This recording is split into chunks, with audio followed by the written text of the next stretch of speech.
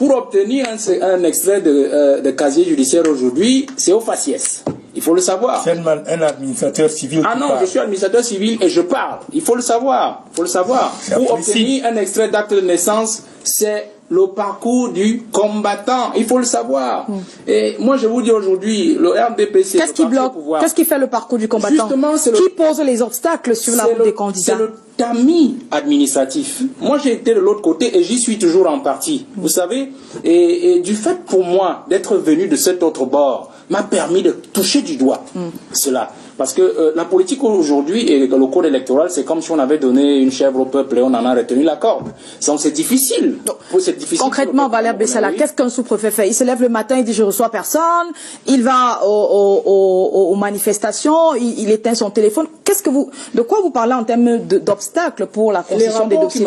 Les rapports qui me reviennent, peut-être pas pour Jouvence, ils sont clairs. C'est-à-dire que vous avez un certain absentéisme organisé des autorités, que ce soit municipal, que ce soit des autorités administratives. Elles peuvent être prises, ces autorités, dans des... Je vais vous citer un cas par exemple. J'ai envoyé établir des extraits de casier judiciaire au palais de justice hier, je crois.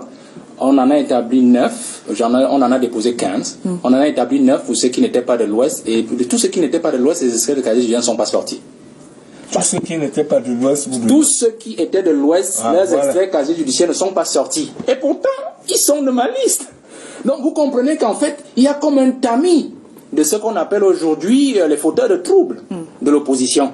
Donc, pour peu que vous ayez votre parti et que vous décidiez de respecter la composante sociologique, qui est une obligation du code imposée par le code électoral dans le façonnement des listes, alors dès qu'on voit quelqu'un dont la consonance du nom est de l'Ouest, on dit ah c'est sûr que c'est ce parti-là. Et comme on ne nous exige pas lorsqu'on nous demande des essais de mentionner le parti politique, alors on se dit bah certainement c'est eux là et puis on l'extrait. Vous voyez, c'est ça la différence.